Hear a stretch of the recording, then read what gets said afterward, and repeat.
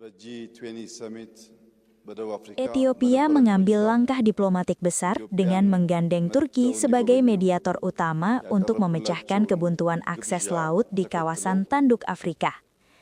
PM Abiy Ahmed memosisikan status Ethiopia sebagai negara tanpa laut sebagai lockdown geografis yang menghambat potensi ekonomi 120 juta rakyatnya dan melihat Presiden Erdogan sebagai sosok kunci yang mampu menjembatani solusi damai di tengah ketegangan regional.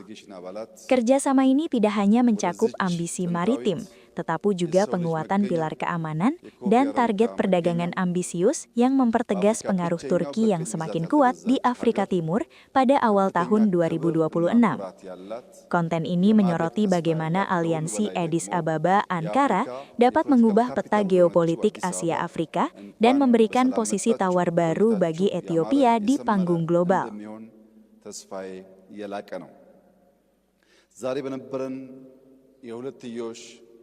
ግንኙነትና ንግግር በአንዳንድ ወሳኝ ጉዳዮች ላይ ከፕሬዝዳንት ጋር ተግባብተናል። አንደኛው በኢትዮጵያና በቱርክ መካከል የሚደረገው የንግድ ልውውጥ ቢያንስ $1 ቢሊዮን መሙላት እንችልና ከዚያም በላይ ማደግ እንዲችል በሁለቱም መንግስታት ታቅዶ እንዲሰራበት እንዲሁም የቢዝነስ ሴክተሮች ዳይቨርሲፋይ እንዲደረጉና በሁለታችን መካከል ያለው የንግድ ልውውጥ እንዲያድግ ከስምምነት ተደርሷል። በተለይም የቱርክ ሁነኛ ኩባንያዎች ወደ ኢትዮጵያ በመምጣት ኢንቨስት በማድረግ ለሀገር ውስጥ ገበያ ብቻ ሳይሆን ለአፍሪካ ገበያ ኤክስፖርት ማድረግ እንዲችሉ በትብብር እንድንሰራ ተጨማሪ ኢንቨስተሮች እንድናመጣ ተነጋግረናል።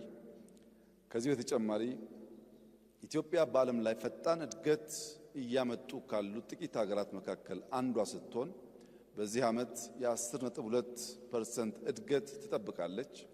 የዚህ እድገት ቀጣይነት መረጋገጥ የሚችለው ከ130 ሚሊዮን ሕዝብ በላይ ያላት ሀገር የሲ አክሰስ ተከልክላ በዓለም ላይ ካለው ልምምድና ትሬንድ ውጪ በጠላቶቻችን ደባ ለረጅም ጊዜ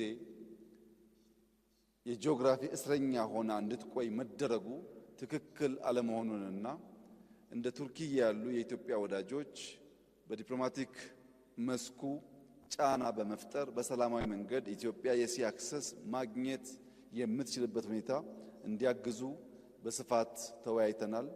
ሎጂስቲክስ አንዱ ትልቁ ቦትልኔክ ነው ለኛ እድገት። ከዚያ ደግሞ የሲ አክሰስ ቁልፉን ነገር የሚይዝ ሲሆን ፕሬዝዳንት ኤርዶጋን ከዚህ አንጻር የበኩላቸው ሚና እንዲጫወቱ ጠንከር ያለ ውይይት አድርገናል። ለዚህም ምስጋና እናቀርባለን።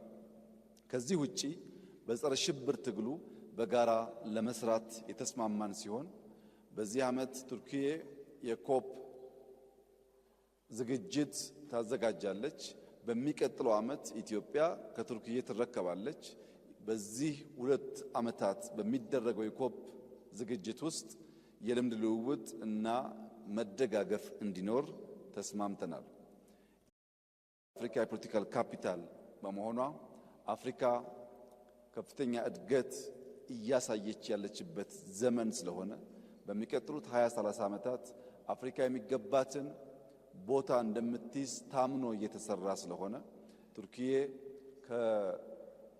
ከአውሮፓ አንጻር እና በኤዥያ መካከል ባላት ጉልህ የጂኦግራፊና የኢኮኖሚ ሚና የአፍሪካ እድገት ውስጥ የበኩሏን ሚና እንድትጫወት ብዙ ውይይት አድርገናል፣ ተግባብተናል። በመጨረሻም በኢትዮጵያና በቱርክ መካከል ከጥንት ጀምሮ የነበረው ዝምድና ወዳጅነት አሁንም በመከባበር በመደጋገፍ አብሮ በመስራት ወዳጅነት ለማጠናከር በእኔና በፕሬዝዳንት ኤርዶጋን መካከል ከስምምነት ተደርሷል። ከሞላ ጎደል በሁለትዮሽና በመልቲላተራል ጉዳይ የነበረን ውይይት እጅግ ውጤታማና ፍሬያማ ነበር።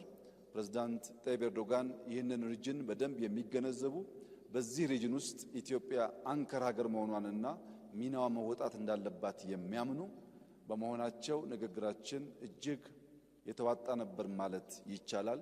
ለነበረን ቆይታ ላሎት ኮሚትመንት ኢትዮጵያ እንዲሁም እኔም ከፍተኛ ምስጋና ላቀርብ ፈልጋለሁ። እንኳን በሰላም መጡ። ቆይታው ያማረ የሰመረ እንዲሆን እመኛለሁ። አመሰግናለሁ። Jelajahi cara baru mendapatkan informasi. Download Metro TV Extend sekarang.